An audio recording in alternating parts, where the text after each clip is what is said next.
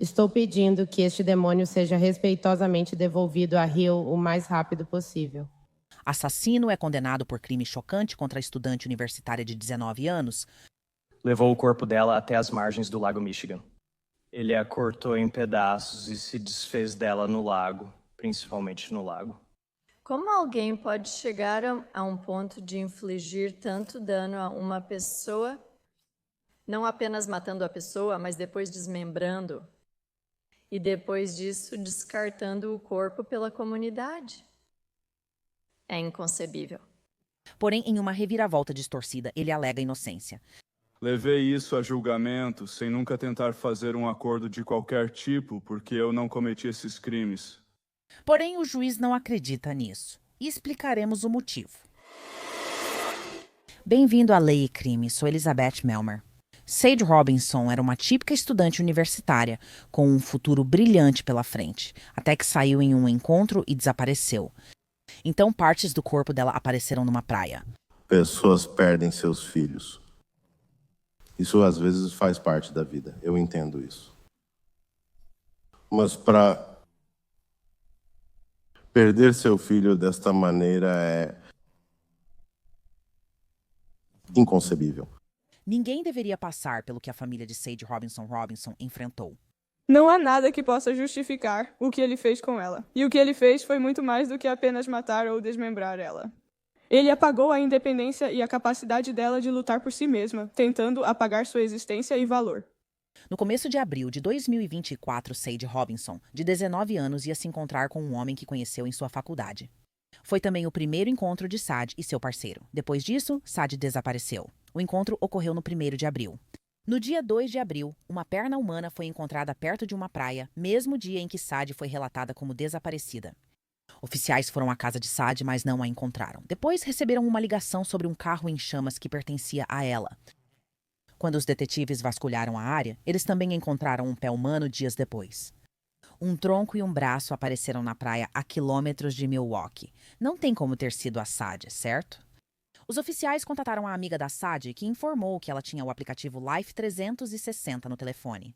O telefone dela foi rastreado pela polícia através de um aplicativo, indicando estar próximo a um parque em Wisconsin.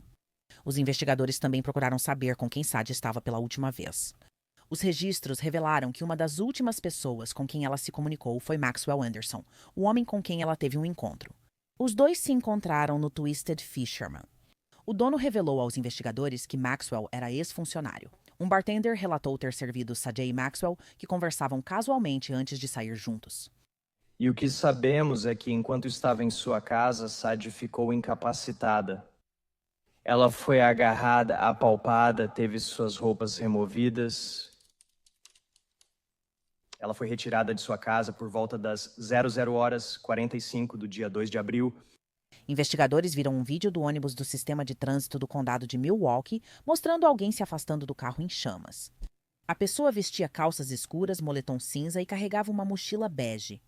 Essa pessoa entrou no ônibus e estava indo para um endereço que não era outro senão a casa de Maxwell.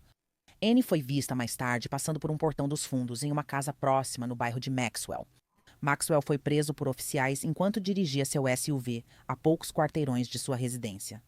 Segundo um relatório da Fox 6, um informante contou à polícia que esteve na casa de Maxwell em 5 de março do ano anterior. E Maxwell mostrou ao informante seu porão, que incluía itens que você encontraria em um filme de terror: 3 serras e uma lona de plástico que cobria uma pia de saneamento, os pisos, as paredes e até o teto. O informante disse aos investigadores que Maxwell lhes disse que pretendia matar Sade, desmembrá-la e dispersar seu corpo pela cidade. Ele havia cortado ambas as pernas dela, cortado um dos braços, cortado um dos seios e decapitado-a. A cabeça dela nunca foi recuperada. Como você pode perceber pelo que leu nas cartas e ouviu hoje, Sade era uma vítima completamente inocente. Ela morreu sozinha em um lugar desconhecido. Seus últimos momentos devem ter sido aterrorizantes. E então, após ser morta, ela foi desonrada da pior maneira possível, tendo seu corpo cortado em pedaços, tendo sua cabeça cortada pelo réu que tentou fazê-la desaparecer do mundo. Este é o crime mais hediondo que este tribunal verá. Não fica mais sério do que isso. E mostra que o réu tem um coração depravado e ele demonstrou total falta de remorso, falta de responsabilidade, e a gravidade deste delito apoia a ideia de nunca deixá-lo sair da prisão. Maxwell Anderson se declarou inocente de homicídio intencional de primeiro grau, desmembramento de um cadáver, incêndio criminoso e ocultação de cadáver. Mas um júri em junho deste ano o condenou por todas essas acusações. E durante sua sentença, não deve ter sido fácil para a família de Sadie se deparar com seu assassino uma última vez. Ele roubou a chance de Sadie de ser adulta, de escolher quem ela permitiria ou não em sua vida, de se priorizar pela primeira vez e fazer o que a fazia feliz. Suas ações me forçaram a amadurecer muito mais rápido do que alguém de 16 anos deveria. Tive que me comunicar com a polícia, cuidar da família, levantar minha mãe do chão e lidar com minha própria perda, pois ele deixou todos muito fracos e abalados para fazer algo. Deixei meu emprego porque Sadie me conseguiu a vaga e trabalhei com ela durante todo o período que estive lá. Eu vi o efeito que ela tinha nas pessoas, como todos se iluminavam com sua presença, como ela fazia todos, de clientes a colegas, se sentirem especiais, o que significava que eu tinha que ver tudo isso desaparecer. Ele fez com que eu não pudesse ir à escola sem receber olhares de pena das pessoas, pois nem elas nem eu sabíamos como reagir ou o que dizer. Pois não há nada que você possa dizer pelo que ele fez. Ele fez com que eu não pudesse andar de bicicleta sem que estranhos aleatórios, mas gentis, me parassem para orar por mim e minha família, mesmo sem nos conhecer. Ele fez com que eu não pudesse confiar em ninguém, não apenas emocionalmente, mas eu posso. Eu não posso conhecer nenhuma pessoa sem o medo de que eles vão me prejudicar ou matar. Minha irmã apenas conheceu alguém e, como resultado, ele destruiu a vida dela. Peço que não permita que esse homem tenha liberdade condicional. A ex-namorada dele relatou o abuso psicológico e como ele tenta fazê-la se autoagredir. O comportamento dele é um padrão, e depois de demonstrar até onde está disposto a ir com alguém tão casualmente, ele não deveria mais andar por estas ruas. Ele ainda se recusa a admitir o que fez, mas o júri e o público sabem unanimemente, mesmo sem estarem presentes. Ele é claramente um perigo para o público e nunca deveria ter outra chance de causar a alguém um dano tão tremendo como o que ele causou à minha família. Sheena, mãe de Sadie, não reprimiu seus pensamentos sobre o assassino da filha. Vossa Excelência, estou pedindo que todos neste tribunal sejam protegidos, através da luz branca por este diabo que se senta ao lado. Minha filha se referiu a você como um homem. Você nunca será um maldito homem. Você é um... Senhorita Bárbara, por favor, direcione seus comentários a mim. Sim, Vossa Excelência. Primeiramente, Vossa Excelência, gostaria de agradecer a você e a toda a equipe pelo que todos nós tivemos que suportar, que foi uma tortura maldita e assustadora, até mesmo ter que ser arrastada pelo que fomos arrastados. Este demônio e seu maldito advogado, eles sabiam exatamente o que ele fez e pelo que ele era responsável. Eles nos levaram por uma agonia e dores extremas. Já estamos lidando com tanto trauma. Não existe justiça para o que você fez com minha filha e o que fez com minha família. Eu trabalhei duro por mais de 20 anos para criar os melhores filhos possíveis, verdadeiros anjos que só fazem o bem.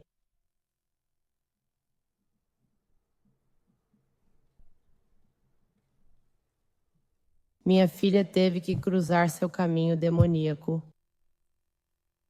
Você tramou e planejou matar, desmembrar e depois espalhou minha filha desrespeitosamente por Milwaukee como se fosse um pedaço de lixo. Como você ousa? Minha filha era tudo para mim. Ela era tudo para todos nós. Como minha filha explicou, ela teve um impacto diferente em cada uma de nossas vidas. Há tantos estranhos e indivíduos na comunidade com quem me envolvi e conheci que ela tocou e impactou. Isso afetou o mundo, a comunidade, de maneiras tão extremas. Não há maneira alguma de que deveríamos ter passado por esse maldito julgamento pelo qual você nos arrastou. Você sabia que era culpado. Você é negligente, mamãe e papai. Aqueles demônios, eu vou lidar com eles mais tarde. Mas eu quero que você saiba que você não pode mais machucar minha filha. Ela está no céu, ela está protegida. Nós somos unidos. Meus ancestrais eram unidos. Quando você toca na minha filha, está mexendo com a família errada. Nós não somos idiotas e você nunca deveria ter tocado na minha filha. É compreensível o discurso emocional da mãe de Sadie, considerando que ela está muito próxima do assassino de sua filha. E a pior parte, nem todo o corpo dela foi encontrado. Algo com que ambos os pais de Sadie ainda estão tentando lidar. Eu vou respeitosamente pedir que você confesse onde está o resto da coroa da minha filha, se ainda tem algum respeito por mim e pelo pai dela, e pela irmã dela, e pelo resto da minha família nesta comunidade. Você já fez o pior. Você pode pelo menos nos dar isso. O que ele fez é inconcebível. E saber que há uma chance de que eu talvez nem a tenha completamente, ser capaz de deixá-la em paz,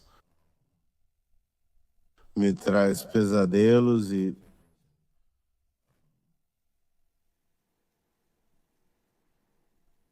caos mental constante.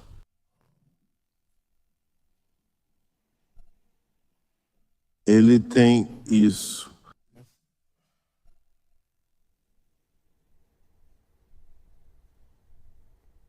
Minha filha tinha muito da vida pela frente para viver. Nós conversamos muito sobre o futuro dela quando ela decidiu vir morar comigo.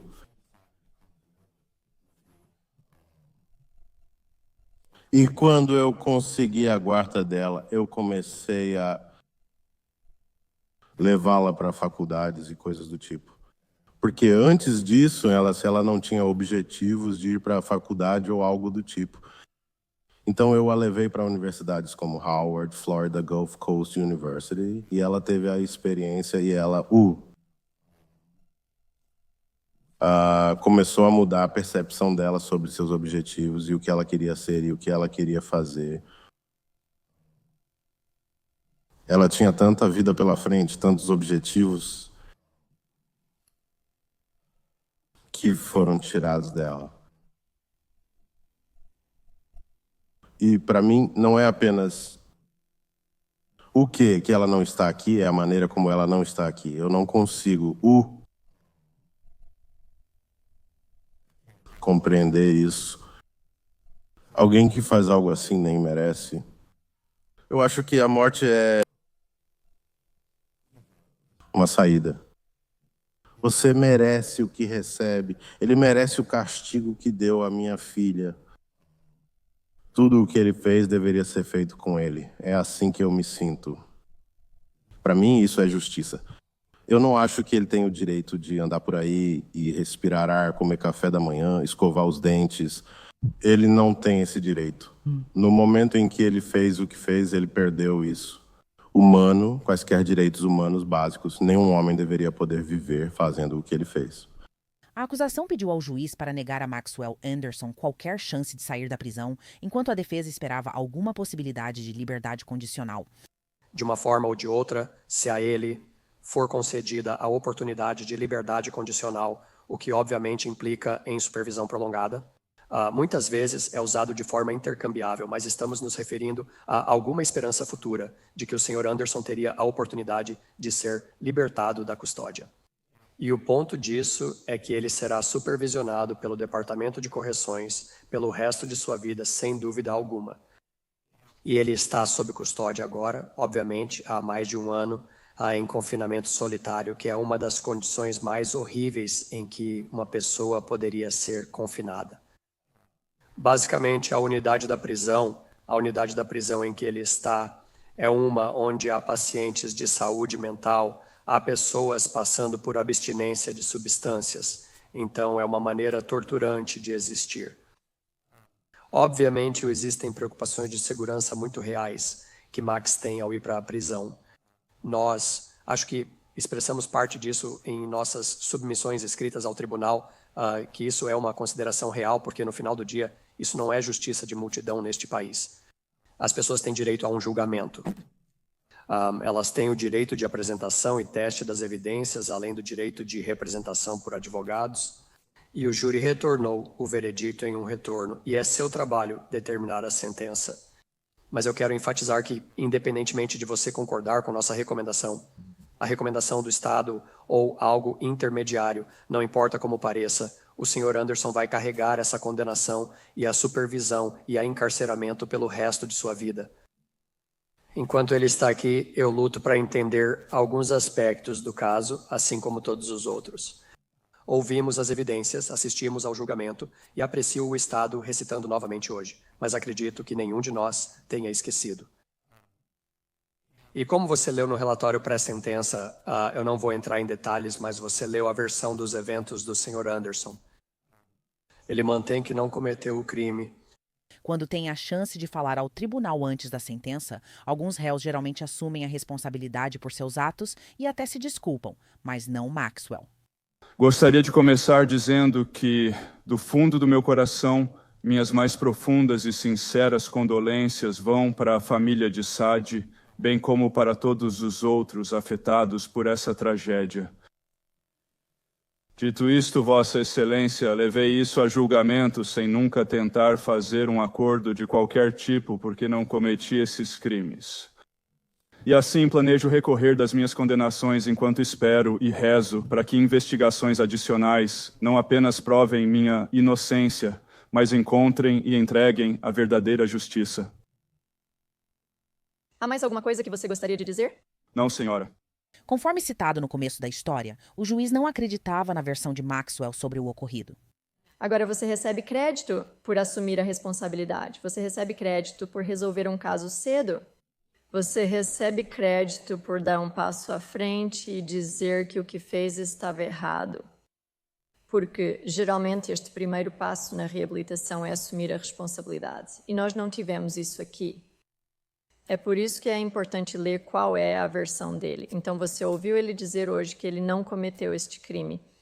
O que ele disse sobre o ocorrido foi que eles se encontraram para comer e beber e depois foram para o apartamento dele. E isso é praticamente tudo o que há para dizer, ele disse. Ele não ofereceu mais nenhuma informação sobre o que aconteceu naquela noite. Ele disse mais tarde que se arrependeu de não ter acompanhado a senhorita Robinson até o carro dela, quando ela saiu do apartamento dele, e acreditava que foi nesse momento que ela foi sequestrada por um agressor desconhecido, citação, seja da viela ou do meu quintal, fim de citação. Quando perguntado como ele explicava sua presença na área onde o veículo da senhorita Robinson foi incendiado, o Sr. Anderson disse que foi armado para ele. Ele afirmou que estava na área para comprar maconha e citação e tudo o que seria necessário era alguém saber onde eu morava e onde eu estaria pela manhã, fim de citação. Ele não disse ao escritor quando ou como ele fez os acordos para comprar a maconha e então declarou, citação, eu me acoberto pela quinta emenda. Ele então passou a apontar coisas que afirmou serem erros graves no julgamento. Ele alegou que havia um vídeo que mostrava as fotos no telefone e que o Estado só reproduziu imagens estáticas do vídeo. Isso não foi a evidência no julgamento. Estou correta? Sim. Ele alega que o vídeo, a foto estática que mostrava sua mão agarrando o seio da senhorita Robinson, era parte de um vídeo e apenas uma imagem estática foi mostrada. Incorreto, correto? Você está correto. Ok. Então, ele indicou que no julgamento foi ostentada, a diferença de idade. E quando li isso, fiquei um pouco chocada, porque realmente não achei que isso foi apontado durante o julgamento. Quer dizer, foi mencionado a idade dela, mas, além disso, eu não achei que isso fosse, de alguma forma, um problema e mal chegou a entrar nas minhas anotações. Então, o que eu quero dizer achei interessante como a visão dele da realidade parece diferente do que eu realmente acho que aconteceu. Como alguém pode chegar a um ponto de infligir tanto dano a uma pessoa, não apenas matando a pessoa, mas depois desmembrando, e depois disso descartando o corpo pela comunidade? É inconcebível, é o que se resume. Eu li as cartas que foram fornecidas em nome do Sr. Anderson e eu concordo. Elas pintam um retrato de um homem que ajudou sua família quando precisava, que cuidava de animais, que saiu do seu caminho para amar e apoiar sua família. Mas eles o amam, e isso é claro, e isso pesa a seu favor. O fato de haver pessoas que se importam e o amam diz algo bom. Sabe, muitas vezes fazemos julgamentos ou vamos para a sentença e não há ninguém aqui em nome de um réu, o que é realmente trágico e triste. Então, isso diz algo bom que uma família ainda se importa com ele. Eu revisei a pré-sentença e levei em consideração o que está declarado ali.